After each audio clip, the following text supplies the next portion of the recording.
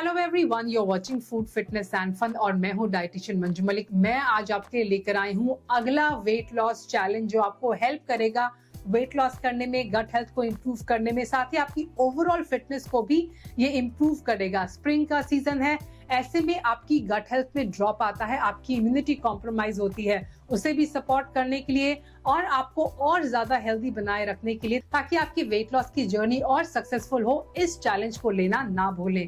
तो चलिए शुरुआत करते हैं मार्च के वेट लॉस चैलेंज की। इसमें जो पहली चीज आपको करनी है वो ये कि आपको अपना ईटिंग रूटीन जो है वो फिक्स्ड करना है। तो जब भी आप अपना ईटिंग रूटीन या स्केड्यूल फिक्स करते हैं तो उससे बहुत सारी चीजें होती हैं जो आपकी ओवरऑल हेल्थ के लिए हाईली बेनिफिशियल हैं।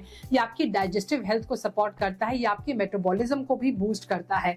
जब आप एक ही टाइम पर रोज खाते हैं, एक ही टाइम पर ब्रेकफास्ट लेते हैं, एक ही टाइम पर लंच लेते हैं, एक ही टाइम पर डिनर लेते हैं, तो इससे आपकी बॉडी की जो सर्केडियम रिदम होती है वो आपकी नॉर्मल क्लॉक के साथ मैच कर जाती है। यानी आपकी बायोलॉजिकल क्लॉक जो होती है वो यूजुअल जो हमारी घड़ी होती है क्लॉक, उससे मैच कर जाती है। ऐसे में आपकी बॉडी को नेचुरली हंगर क्लूज मिलने लग जाते हैं और आपकी बॉडी का मेटाबॉलिज्म भी इससे बूस्ट होता है। यानी अगर आप डेली 8 बजे के आसपास ब्रेकफास्ट करते हैं तो आपकी बॉडी नेचुरली उस टाइम थोड़ा थोड़ा हंगर फील करने लगती है और उसे पता होता है कि इस टाइम पर खाना मिलेगा। ऐसे में आपकी बॉडी के जो जूसेस होते हैं, जो एंजाइम्स होते हैं, वो नेचुरली सिक्रीट होने लगते हैं। आपका डाइजेस्टिव प्रोसेस खाने से पहले ही ट्रिगर हो जाता है, स्टार्ट हो जाता है। और इससे सबसे अच्छी बात यह है कि आपकी हंगर भी कंट्रोल रहती है।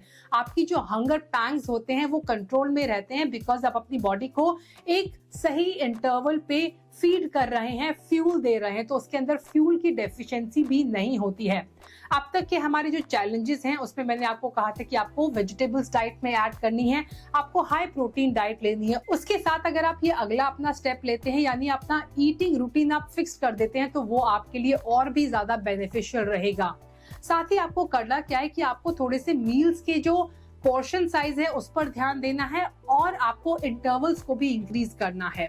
यानी अगर आप अपने मिड मॉर्निंग का जो स्नैक है उसे स्किप कर देंगे और सीधा 3 या 4 घंटे बाद अपना लंच खाएंगे, तो इससे आप ग्रेजिंग करने से बचेंगे।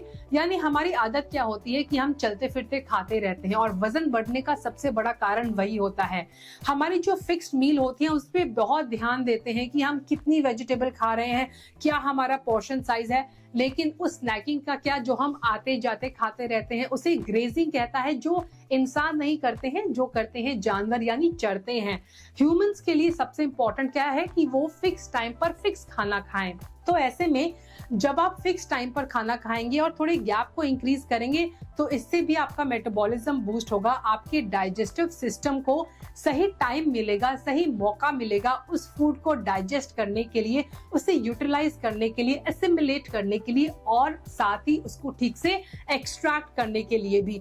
तो ये स्टेप आपको लेना है। नाउ बहुत लोग कहेंगे कि हम फ्रूट्स कब खाएं, क्योंकि मैं मिड मॉर्निंग में कहती हूँ कि फ्रूट्स खाएं। तो इस चैलेंज में आपको करना क्या है, आपको मॉर्निंग ड्रिंक सबसे पहले कंज्यूम करना है, जिसकी रेसिपी मैं आपके साथ ऑलरेडी शेयर कर चुकी हूँ, जो है त्रिफला।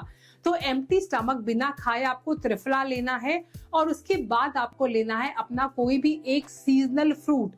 ना वो बनाना भी हो सकता है, एप्पल भी हो सकता है, जो भी आपके रीजन में और आपके सीजन में अवेलेबल है वो फ्रूट्स आप कंज्यूम करेंगे।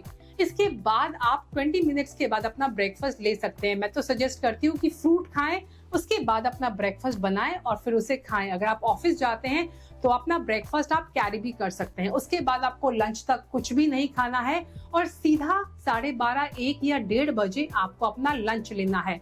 लंच अच्छा आपका सबसे बड़ी मील होगी दिन की।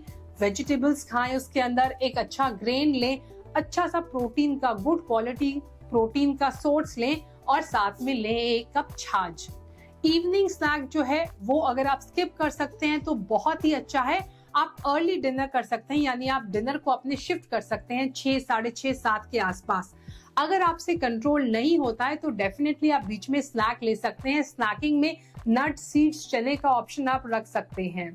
और उसके बाद सोने से पहले आपको लेना है बेड टाइम ड्रिंक, जिसकी रेसिपी मैं शेयर कर चुकी हूँ। वो है हमारा CCB drink, highly beneficial for supporting your immunity, आपके स्ट्रेस लेवल को कम करने के लिए, आपकी बॉडी को रिलैक्स करने के लिए, रिजुनेट करने के लिए और एक अच्छी नींद को प्रमोट करने के लिए ये ड्रिंक बहुत जरूरी है। लेकिन इसके सबसे इंपॉर्टेंट जो बेनिफिट है वो ये कि आपके डाइजेस्टिव प्रोसेस को सपोर्ट करता है, आपकी बॉडी को क्लींस एंड डिटॉक्स करने में, उसके नेचुरल डिटॉक्सिफिकेशन प्रोसेस को एनहांस करने में ये हेल्प करता है। अब बढ़ते हैं दूसरी चैलेंज की तरफ, जो है कि आपको अपने स्लीपिंग शेड्यूल भी फिक्स करना है, यानी एक ही टाइम पर आपको सोने जाना है, एक ही टाइम पर उठना है। इससे भी आपकी बायोलॉजिकल क्लॉक सेट हो जाएगी और आपको अलार्म की भी जरूरत नहीं पड़ेगी। अगर आप हफ्ते 10 दिन तक एक ही टाइम पर सोते हैं, एक ही टाइम पर उठते हैं, तो नेचुरली उस टाइम पर आपको अच्छी नींद आने लगेगी, यानी आपकी स्लीप की क्वालिटी इससे इंक्रीज होगी और क्वांटिटी भी इंक्रीज होगी। क्योंकि जब आप इस टाइम को फिक्स करेंगे तो कोशिश करेंगे कि 7 से 8 घंटे की नींद आपको मिले।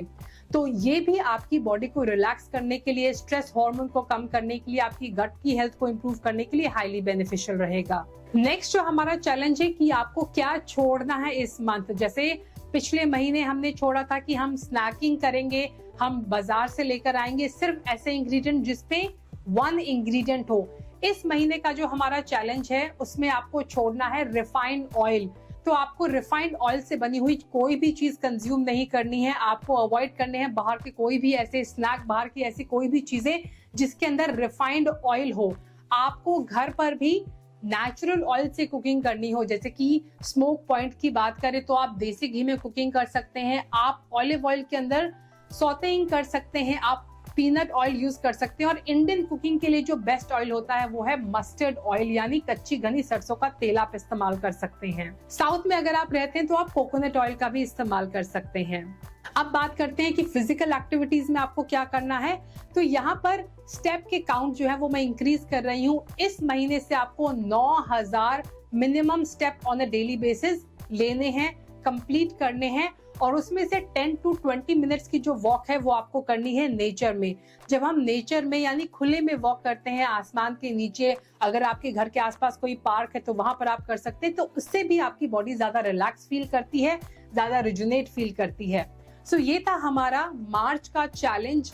You can find the recipe link of morning drink and bedtime drink in the description box. ये जो चैलेंज है वो ऑलरेडी स्टार्ट हो चुका है, ये 2 मार्च से शुरू होना था, so you can start with it immediately.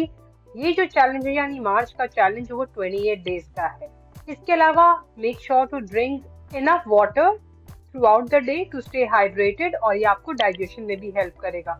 Follow me on Instagram for more regular updates. अगर आप इस चैलेंज को एक्सेप्ट करते हैं तो कमेंट सेक्शन में लिखिए yes I am in for the challenge, और फ्री में आप पार्टिसिपेट कर सकते हैं। आपको कुछ भी नहीं करना है, आप चाहें तो अपने अपडेट्स मेरे साथ भेज सकते हैं इंस्टाग्राम पर, मैं वहां पर अपने अपडेट्स भी आपके साथ शेयर करूंगी। So that's all for today. Stay healthy, stay fit, stay active, and I will be back very soon. Until next time, you take care, bye bye.